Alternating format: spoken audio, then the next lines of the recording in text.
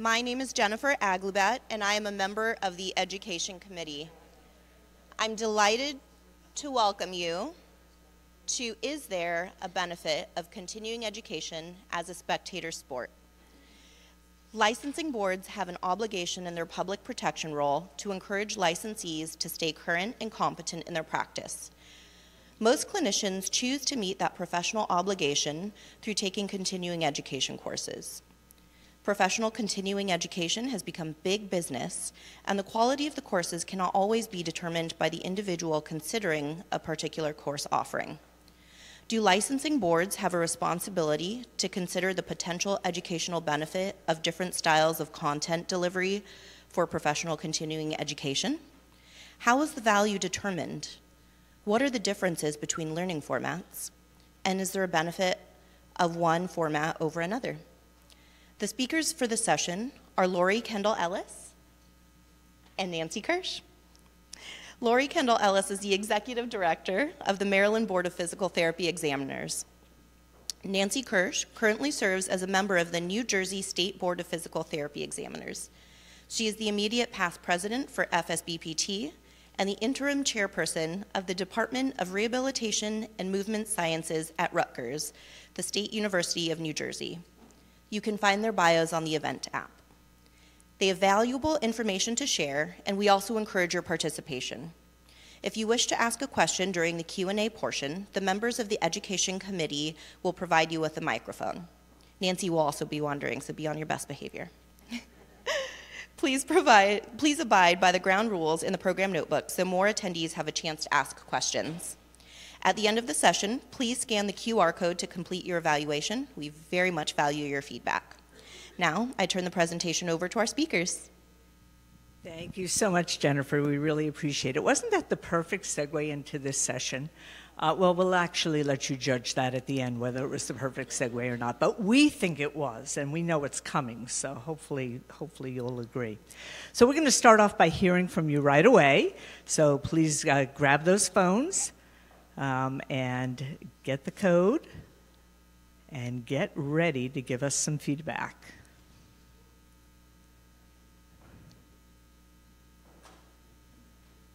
All righty.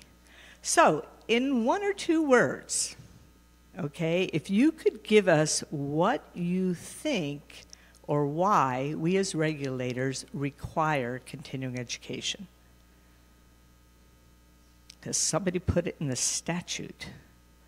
Okay, that is not an acceptable answer. You've got to come up with something else besides that.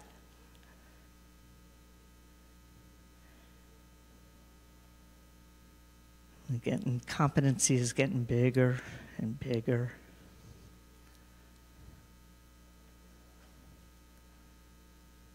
Oh, avoid complacency. That's good. I've had years of avoiding complacency. I'm not sure it's working. 318141. Okay, that's an. Trying to offer the carrots with an emoji. Now there's somebody that's really got this Slido thing down, right? Excellent. So obviously competencies come out largest, public safety, ongoing competence, and various other words that speak to that same iteration. Next question. How satisfied are you with the effectiveness of your current continuing education or continuing competency program to meet the mission of public protection? Oh my, okay?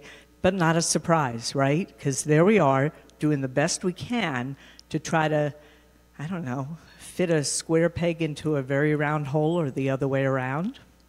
So here's what our agenda is, and we have a short period of time to do this, so we're going to try to be as efficient as we can.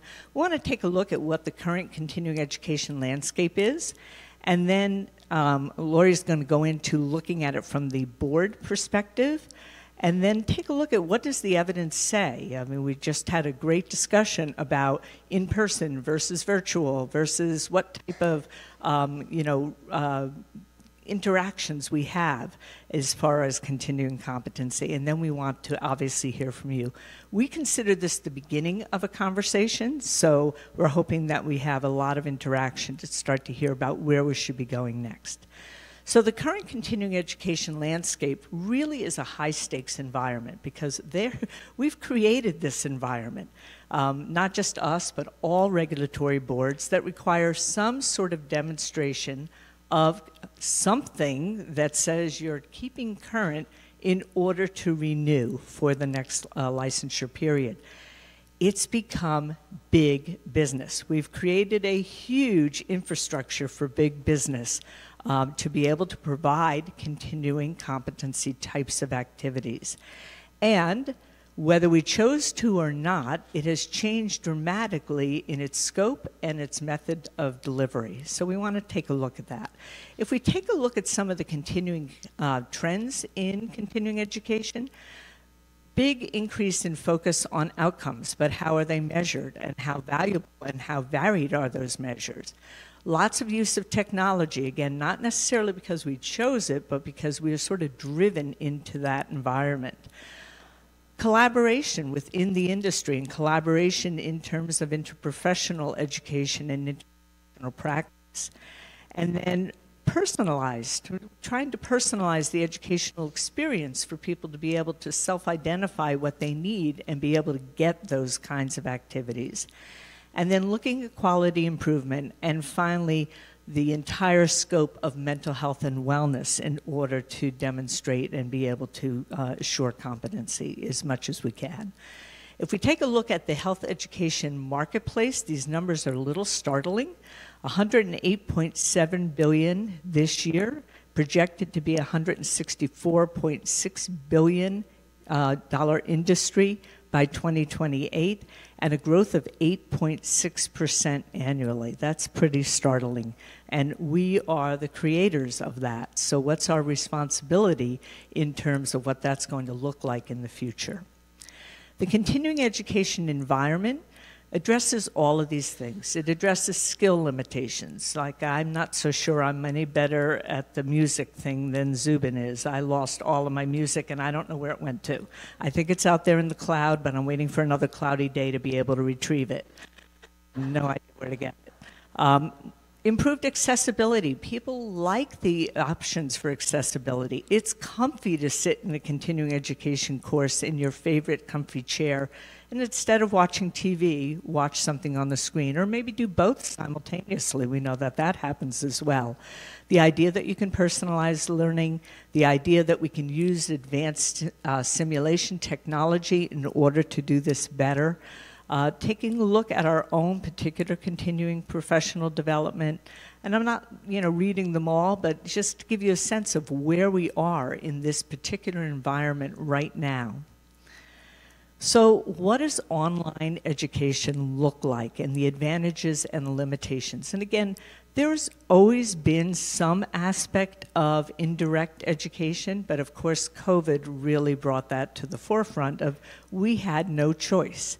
And now we have a choice, and so are we deciding which direction to go in and whether we should go back or we shouldn't go back? So the advantages of online learning is just tremendous access. I can listen to somebody from Australia or the UK, or I just have so many options available, and I don't have to go through TSA in order to be able to do that. So that's an advantage right there. Limitations is exactly what we were just talking about. How about that professional community, those discussions that happen in the hallway, those discussions that happen over a hearty breakfast, those things that just occur spontaneously? And what are we losing without that? And certainly some of our colleagues find that to actually be quite attractive because they don't interact so much otherwise. But is that actually the beneficial way in which to kind of have professional development? So when we take a look at the content delivery modes that are out there, there's this mode, okay, where we're in person, we can interact, and we're able to, develop thoughts. But it all took us the opportunity and the challenges, some of us more than others, to get here. and to be able to be here. And of course, there's a cost factor to that, a rather extensive cost factor to that. If you take a look at any kind of e-learning, there's certainly synchronous, meaning that we're engaged in something in real time, but it's virtual. Or there could be asynchronous, and that has a variety of formats as well, because it could be asynchronous learning that we may have a learning board, or we may have some sort of opportunity to get together maybe on a weekly basis or something like that, but it's not happening in real time, and it's not happening again with that cross-fertilization that occurs during other breaks. And then there's a large body of written modules that sometimes are repurposed lectures, sometimes they've come about from other formats where people are on their own, doing their own thing, reading it, and not always completely self-assessing just how much they are getting out of it, or they may get a lot out of it. So we actually don't know. The question that we're going to be looking at is, as regulatory boards, what is our responsibility in this realm in terms of kind of giving some sort of guidance to what's appropriate in order to use this really as a competency tool? Providers are varied, and there's lots of them. And again, this is a huge marketplace and a huge space that people like to move into. So professional associations provide educational activities, hospital and other healthcare environments. There are publishing companies and medical writers. This is how they make their living producing these courses.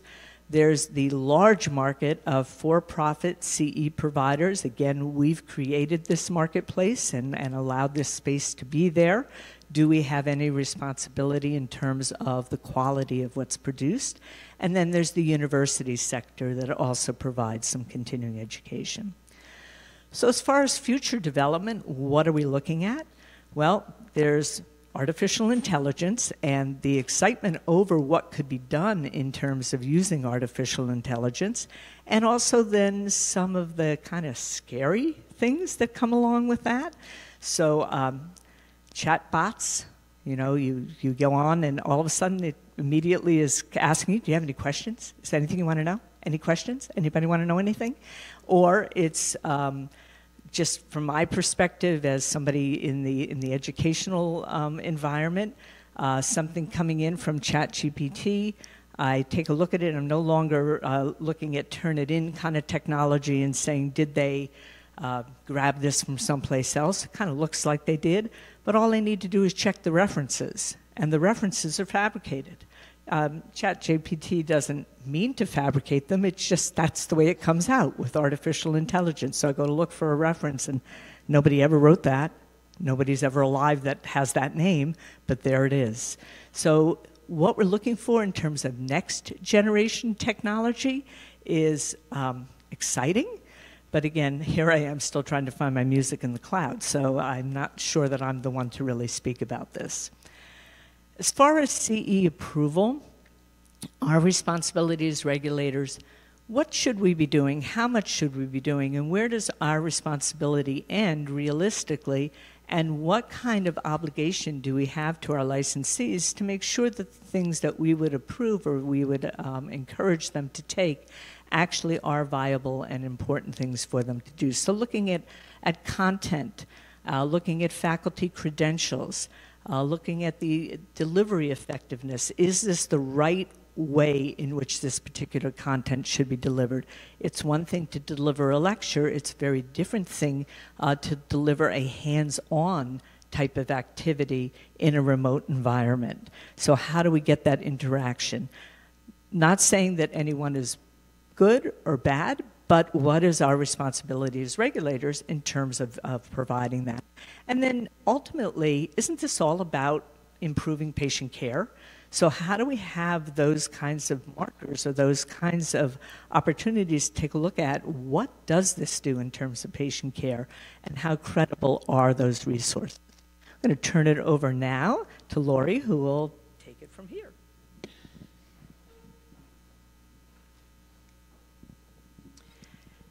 So my role is to turn all this upside down. As the executive director, I love lots of questions, and 3 years when I walked into the Maryland Regulatory Board, I said, what are we doing and why are we doing this? And brief story, in 2017, when I was an executive director for a membership association, I said, what about live streaming? Can we do a hybrid model? Why do we always insist that everybody come to an annual meeting? Because not everybody's budget allows it or time. And the meeting planners looked at me and said, are you nuts? No way. So we tried it 1 year, and it went over like a lead balloon. Fast forward to the pandemic, guess what? There was the end. We also had talked about virtual exhibit halls. Ugh, it'll never work, it'll never work. Fast forward, guess what? We had virtual exhibit halls. So questions, constant questions. Look into the future. Don't accept the status quo. I love, as Nancy said, the keynotes, spot on. We recently did an audit in Maryland of who is or is not complying with our continuing education, and we do a percentage. And unfortunately, to echo the keynotes, the results were of those that did not meet our CE hour audit, they were in practice 25 plus years, and they were PTs. Sad for me, because I've been in PT for 35 plus years. And so I consider myself a lifelong learner. I would hope all of our professionals and all of you as professionals sitting here consider that you are lifelong learners looking for continuing professional development and competence, but it doesn't always happen that way. So our core mission as regulators is public safety. How do we do that? We do it through statutes and regulations. But should we really be, as a licensing board, in the business of looking at continuing education? Is that our job to approve or not approve? And again, you have a regulation. So what does approval mean? It could simply mean checking the box of the information that's been submitted to you. I love the revenue stream, I'm not going to lie, but are we really in that business? Should we be stipulating the delivery method? Why is one method better than another? What is the empirical data that's out there? Is it our role as regulators and the board? Do I have educators on my board who can help with these decisions? Some boards do and some boards don't. Have our licensing board CE regulations evolved?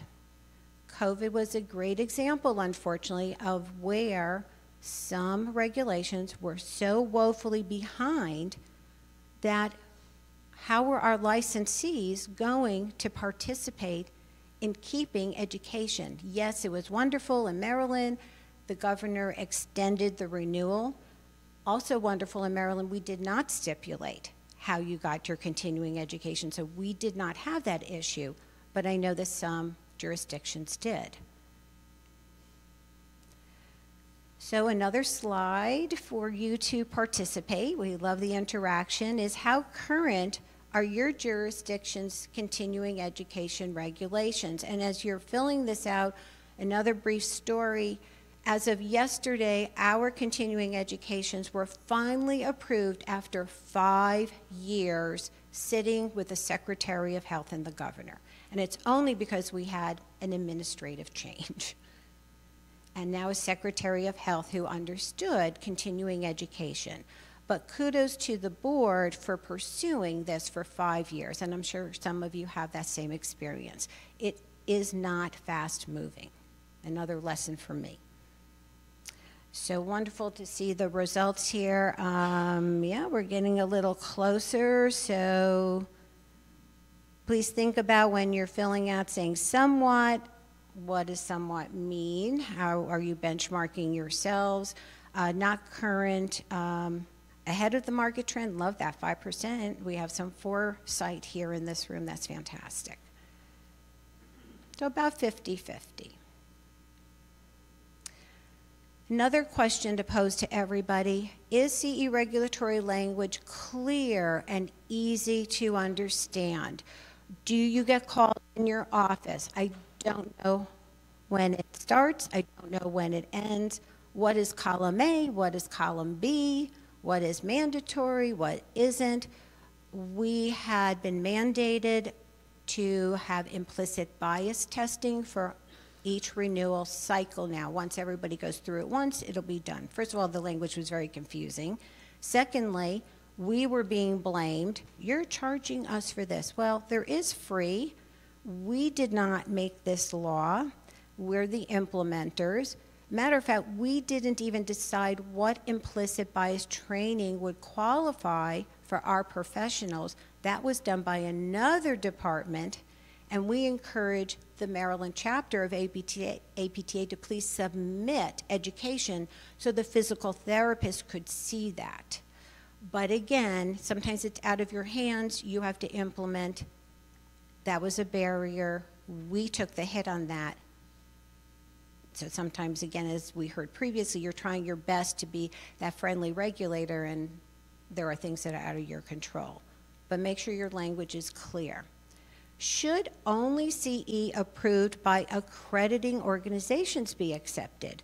So again, I can only point to Maryland. Sorry to keep repeating that, but we do accept all APTA education that's been approved. We feel that it's gone through the rigors of looking at that education and the quality. ACCME, Accreditation Council, does CME, medical education, and there are others listed here. Are they the best people to do this business and not us? We don't assess in our board quality. So as Nancy said, I have no idea what type of education somebody is taking. It just checked the boxes on our regulation. Is that who we want treating the public? Is there evidence that 15, 20, 30, 40 hours, and all of these little clouds, I researched everybody's jurisdictions and pulled examples, real life examples. Where did these numbers come from? It's not in the literature. Nothing says that if you have 40 hours of continuing education, you're more competent than the jurisdiction next door that only needs 15. And nobody says, because things are mandated, ethics, jurisprudence, etc., that you are protecting the public. So where did we come up with this? Let's question it. Should a certification be used to meet CE requirements? So as we know, APTA, because we're here for physical therapy, has certifications. So if somebody has an active certification, so they've had to take education, they've had to pass an exam, and in order to keep it active, they have to have continuing education. Maybe some of your jurisdictions take that as proof, and they don't have to comply with the specific hours or upload information for you. Unfortunately, we don't monitor anybody's certification, but is this an alternative way for us as regulators to think about protecting the public? Another poll.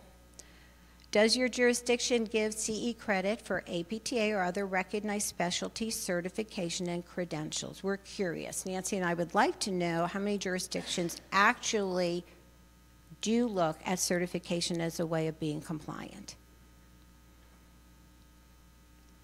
And is that maybe the only way or part of the way? They're still mandatory that your government has asked you to make sure people take. So that's a great number. Lesson for Maryland, we don't care about that, so we should maybe. Fantastic.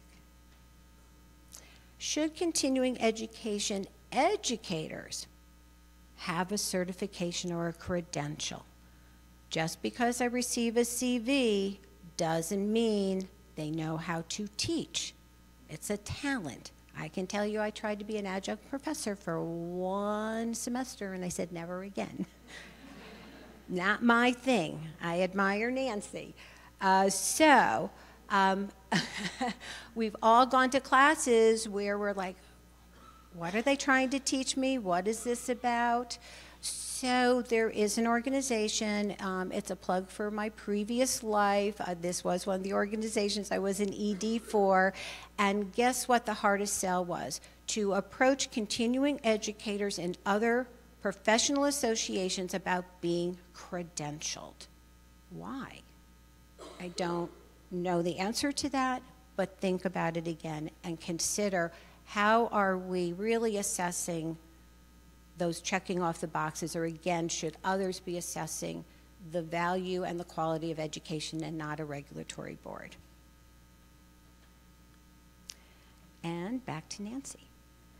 Thanks, Lori, and congratulations on you, getting your regs changed. I want to proudly announce that that happened in New Jersey as well. We had regs that we actually forgot were out there, and they came back approved. And I got a call from Jeff Rosa because he wanted to know why New Jersey last year was approving aptitude that had been gone for a while. Okay, so that's why it's not a Slido question. Is New Jersey with it or not? Yeah. Okay, so let's just take a brief look at comparing the different modes of delivery of content. So in-person, face-to-face content, that's been the established norm. That's where we were. There really weren't a whole bunch of other options available. And peer interaction is a huge part of that. So that's an interesting thing based on what we just heard in the keynote. Online synchronous is the next kind of iteration of that in terms of bringing in technology, but still allowing online interaction opportunities for participants. And all of us that have been doing that and evolved into it kind of over a weekend have learned how to maybe navigate that space a little bit better. And it's actually interesting and has some really good features to it. But do we really know how it compares to that in person? So something to kind of consider. Online asynchronous is also, something that's been around for a while and continues to evolve and improve as the technology improves. There may be some interaction, may not be some interaction. It kind of depends on how it's set up. And then online passive education, which really uses low technology. So, another Slido. What does your jurisdiction permit? Okay, what is permitted in your jurisdiction? Must it all be in person? Can it be in person and remote? Or the regulations just say, hey, get these credits, check off the box, and we'll see you a couple years from now. Okay, so lots of silence on CE delivery, and then some with both. And what a smart group. There's nobody that doesn't know. That's really impressive. That's very impressive. But this now brings up the question, if the regs are silent, do we have a responsibility to perhaps initiate something? Do we have a responsibility now that this is here? It wasn't here as much as it was before, to say that maybe a certain percentage should be online, or maybe a certain can be online, or maybe a certain percentage has to be in person, or when something is online, it's got to be synchronous, or if it's asynchronous, there's got to be some sort of a module that allows some sort of interaction. We don't really know at this point, but it's great questions to ask.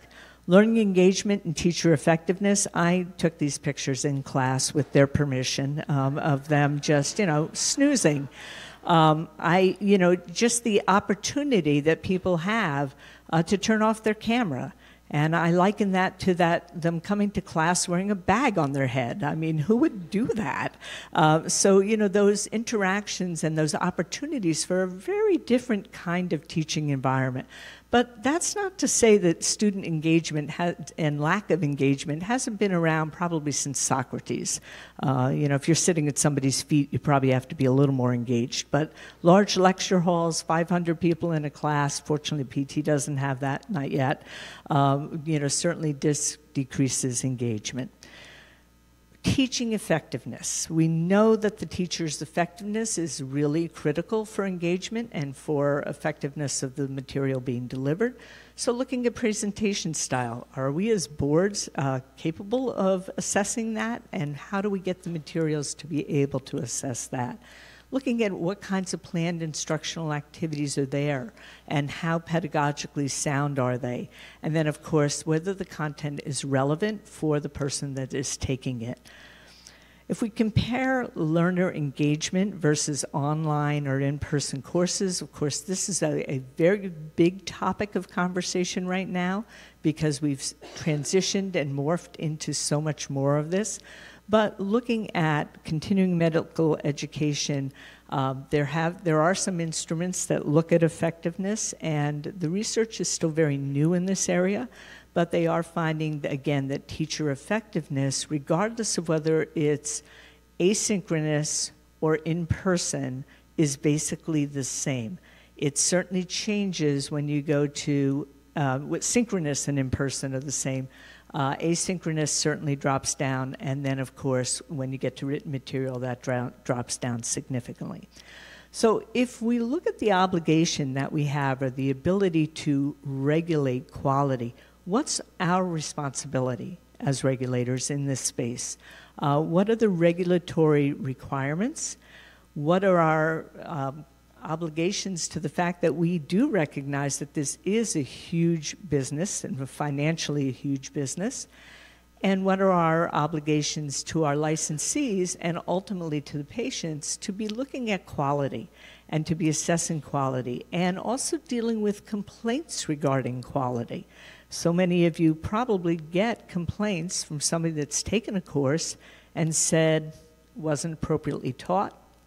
Or recently we got a complaint from somebody that took a dry needling course where the people doing the dry needling never wore gloves, never washed their hands, never showed proper demonstration of techniques in order to do the dry needling, and that was obviously an in-person course. So our responsibility as regulators to kind of follow up on the quality and the assessment of those courses. And then, do we have any measures, any way in which we can really look at what the outcomes are of the continuing education? So we are at the point now where I'm going to turn it back to Lori and take a look at, what are some of the things that you all have to offer, and can we look at this together to kind of see what our next steps are as regulators? Oh, I'll run down, and you can, yeah. Watch this. I'm going to run. Okay. All right. Phew. We were both worried about who was going to trip going down the steps. We thought maybe we'd fly into each other's arms and land softly. So this really now is an open session. We've posed questions, we've provided some information. We do see models out there that are teaching us, as regulators said, it's the combination of the asynchronous, synchronous, and person. We're seeing positive results around that. Again, are we in this business or not? So what are the challenges that your licensing board is finding? And we'd like to hear your responses. How does your board require any review of course to be counted towards renewal? And if you could give us an answer.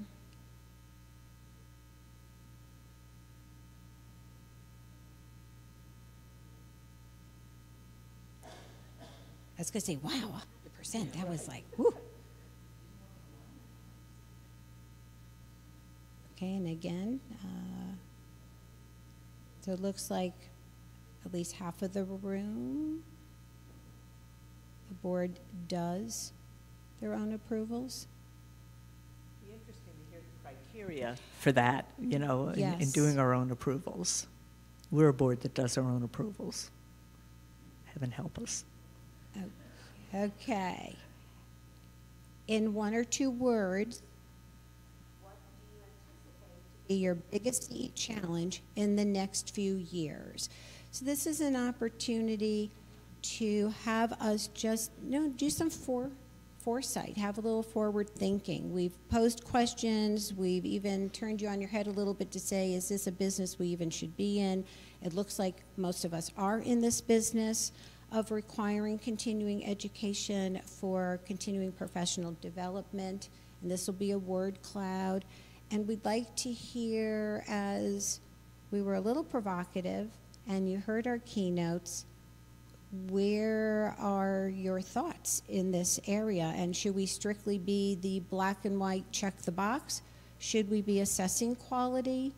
Do you have committees? We have a continuing education committee, and applications do come in from sponsors, and we do get queries from licensees asking for our opinion, our assessment, which again, we're pretty black and white in Maryland. We're looking at our regs to see if a course meets the regulation.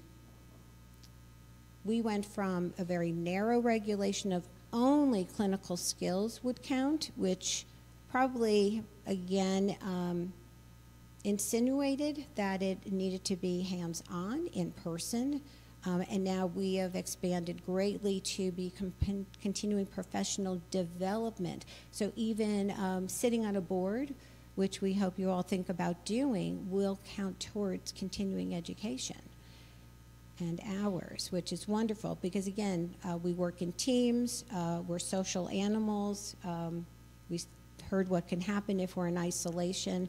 So how does professional development versus continuing education define itself? There's some great responses up here. Collaboration opportunity with other boards, with Federation, with the Professional Association. If people could, are we ready to share? I'm ready to run. Would like to hear, and Oregon.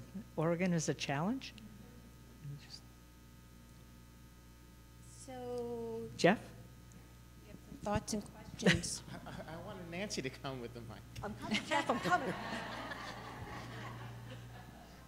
Yeah, just two comments I want to say. First, although ProCert no longer exists, for the boards that do think that it's not just we're doing the approval just as a revenue source, but do want to have some mechanism to actually judge the quality, the standards for continuing competence that FSPPT developed, that was the basis for the ProCert review, those standards still exist. Those standards are still available on the Federation's website. So if you're looking at how does my board review the quality of the applications that are coming to us, those standards still exist, and anyone is more than welcome to use them. So even though ProCert doesn't exist anymore, the standards really are still there and should be utilized.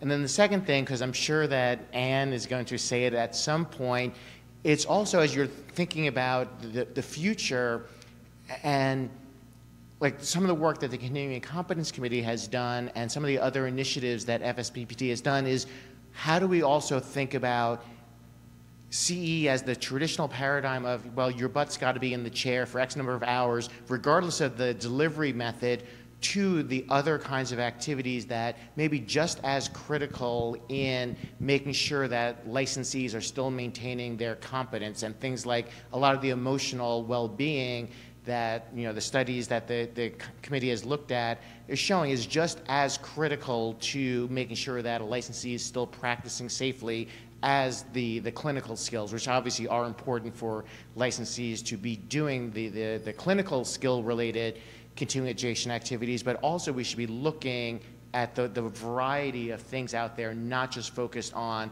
the narrow, traditional, didactic continuing education activities, regardless of the method of delivery. Thanks, Jeff. That was great, and thanks for reminding us all that we do have good, solid standards that were developed for ProCert. Ellen, do you want me to run back there too? So, yeah, I'm going to Ellen Donald from Florida. Coming out of that last talk, it just keeps me going back to those who want to stay competent are going to stay competent. They're going to go to courses that are meaningful. I'm right in my renewal process. I don't want to waste my time taking something. I want to actually spend time, even after 38 years of practice, reading something or looking at something that's meaningful. But my peer is going to just check the box and get it done. And so it's like, you know, we as regulators get stuck in this, you know, this wonderful stuff that we can do, but when it comes down to how can we tap into, whether it's partnering with our professional organization, to try to get our profession to want to be better, right? Because we're never going to get at it if just by whatever mechanism. And even you're right, Jeff, I mean, it's like different forms of measuring competence and keeping competence, absolutely. But how do you get people who just won't play in the sandbox to play in the sandbox and stay where they need to be? And that's where my mind just goes round and round. So Ellen, that's not really a question, it's not really a statement, it's just kind of a... It's a great statement that leads to a lot of really good questions, because that brings up our response as regulators, right? What's our responsibility? Yeah, we know the people that are going to do it are going to do it. It's about providing the resources for the people that are just going to check the box, so that the box they check has some quality behind it. How do we do that as regulators? Well, and I just want to add before you go to that, in our jurisdiction, we have a board counsel who has said quality is not our job. So that's where all these questions are coming from. So if it's not our job, then as you're saying, who do we partner with to ensure lifelong learning and competency? And that's a huge question. Good morning, Paul from Florida. And I have the privilege of being mentored by Dr. Donald over the last 2.5 years as a board member. Here in Florida, the board does not govern this. The FPTA is the one that authorizes it. And recently we realized we had a disconnect when I had actually brought it up about we don't have a definition for what synchronous is, because we had a division. I think you had a balloon up there with part of our regs up there. Mm-hmm. And you have to do 2 in risk management, and then you couldn't do more than 12 of home study. And what was home study back when us older folks were kids? What was home study? The APTA sent you a binder, you did your stuff, and then you sent in the test. And that was home study. So the question is, we didn't have it. And so I looked at a couple of states. I think Oregon or Washington has a definition of what synchronous is. So our lawyer is working on the language for us. And we're kind of working on that. The other thing is that our consortium of educators came to us and said, we're having a hard time really having physical therapists volunteer to take students. Physical therapists not wanting to volunteer. And so they asked us if we also had a way of giving continuing education credits for being a CI if you were APTA credentialed as a CI. So we had 6 and we actually increased it to 8. So that's been a recent rule change for us. But we have a 24 for every biennium, and we're working to fix this synchronous. But since I was a kid therapist many years ago when my diploma was carved in stone, I've always referred to this whole business as the dog and pony shows. I'm Deb Mason from Oklahoma, and we've recently had a major overgrade to our continuing education requirements, and this was actually in the works prior to COVID, interestingly enough. We used to require that 50% be from in-person and 50% of hours could only be online or asynchronous, and 3 of that included an ethics course. The amount of coursework our continuing education committee had to sift through for approval was unreal because they approved every course. What we've gone to is we approve vendors, so local entities, like I work for a hospital system and we have our doctors give presentations, and we can apply to be a vendor, and the application process is the same as if you were applying for an approved course. You have to send in the course information, the objectives, whatever, and once you demonstrate to that committee that you are giving, checked the boxes, then you qualify as a approved vendor.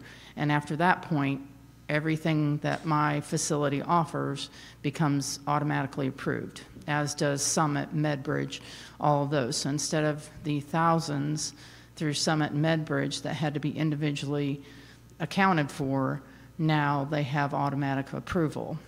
We still have a split that at least 17 hours have to be coursework out of that. And then we went to what we call professional development activities, which include taking students. That's up to 10 hours. It includes APTA membership. It includes APTA section membership. It includes presenting courses, presenting papers, specialty certifications. And the only problem we're dealing with now is we had so many check boxes that we are now in a system that our board, which we are a committee to a medical board, they went to CE Broker for reporting across the board. And while they've sold that system, and CE Broker obviously offered them a system, it did not fit everything we were doing. So it's been a challenge to get all of our check boxes to coordinate with how CE Broker records.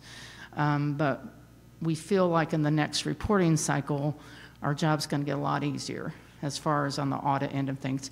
And as an eye-opener for the first time I audited, you would have people that clocked 30 asynchronous hours in one day that were all dated December 30th. So, I mean, that goes to the, can that really be quality or not? How cool is it that Oklahoma has a 30-hour day and the rest of us just have 24? That is awesome. Ira?